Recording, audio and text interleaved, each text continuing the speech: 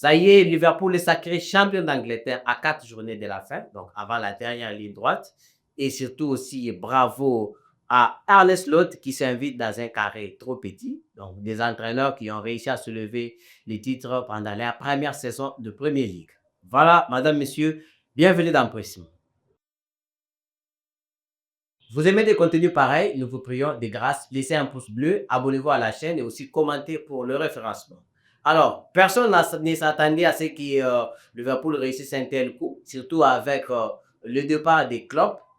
Alors, je vous dis, hein, la fin d'un cycle n'est nécessairement pas la chute de performance.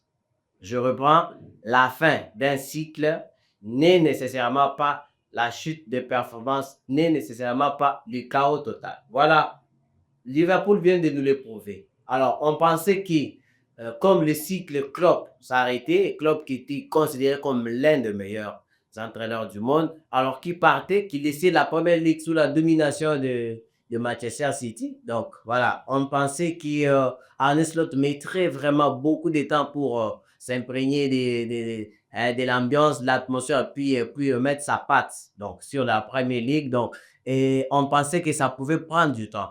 Et on pensait que ça pouvait être compliqué avec un effectif pas renouvelé. Parce que, je vous rappelle, hein, Arne Slot n'a pas révolutionné l'équipe. Il a juste cherché comment la faire évoluer. Donc, voilà, parce qu'il n'y a pas eu vraiment de recrues majeures, beaucoup de recrues.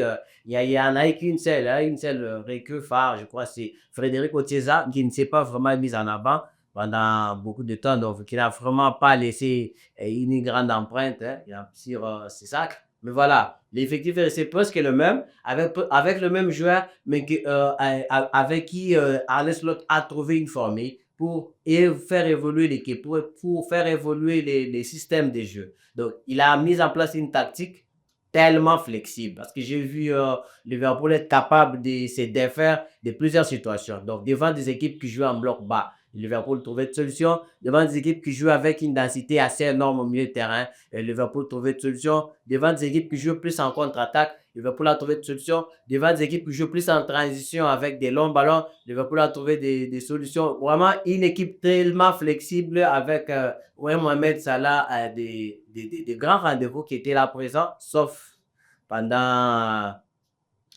la petite période de temps faible, parce que je sais que ça arrive toujours pendant la saison.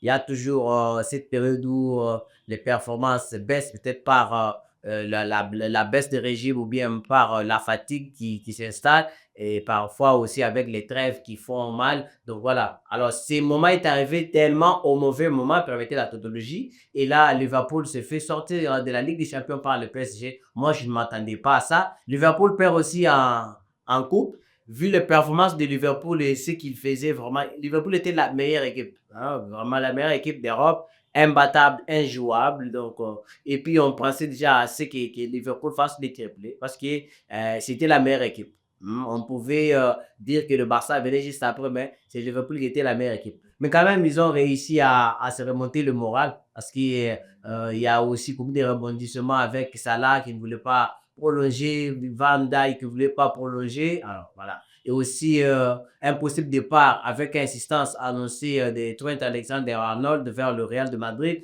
Donc vraiment un déséquilibre total. Donc voilà, vous êtes éliminé à Ligue des Champions, vous perdez la Coupe et puis il y a des joueurs phares qui veulent partir, qui ne veulent pas renouveler. Donc vraiment, vraiment chaos total, hein, vraiment chamboulement total comme on le dit par ceux qui parlent français. Donc un référement de situation. Euh, auquel on ne s'attendait pas. Parce qu'on voyait Liverpool très stable, très serein, champion d'Angleterre déjà, puis on pensait qu'il pouvait faire les triplés. Alors, Arne Slot, bravo, il réussit ses coups de gagner la première ligue pendant sa première saison. Il fait ça après Ferguson, qui l'a aussi fait avec United. Bravo, bravo lors de sa première saison. Alors, le dimanche face à Tottenham, une large victoire de Liverpool, synonyme de sac, et cette fois-ci devant un public dans leur stade à Anfield, avec un public, avec des fans qui avaient vraiment l'envie de célébrer le titre en communion avec les joueurs parce que ça remonte à, je crois, 1990. Ça remonte à 1990 qui Liverpool a remporté le titre de Première Ligue et puis ils ont communié, ils ont fêté, ils ont célébré ensemble avec le public. Pendant le cycle, les clubs, ils ont remporté les titres, c'est en 2020. Vous connaissez le contexte, il y a confinement, il y a la Covid, donc il n'y a pas moyen que les publics puissent bien célébrer ces trophées. Donc, ces trophées viennent pour quand même casser, pour marquer la nouvelle ère de Liverpool qui pouvait quand même revenir au devant de la scène après presque 30 ans. Il fallait encore attendre 5 ans pour que Liverpool puisse célébrer ensemble avec ses fans des titres. Voilà. Bravo, énorme performance. Dans l'ensemble, vraiment, j'ai aimé beaucoup de bien Marc Allister, ce qu'il a fait au milieu de terrain. Gravelberg, ce qu'il faisait comme sentinelle, vraiment, j'ai beaucoup aimé. Sloboslai, qui s'est vraiment mis en avant. Ces joueurs étaient là sous les clubs, mais ils se sont vraiment mis en avant sous l'ère Arne Slot. Alors, Arne Slot a réussi ses sacres avec un effectif pas renforcé. Je crois qu'il y aura beaucoup de joueurs qui vont débarquer en fil et puis ça va faire beaucoup de bien pour le fan de Liverpool. Et merci et à très bientôt pour un nouveau numéro.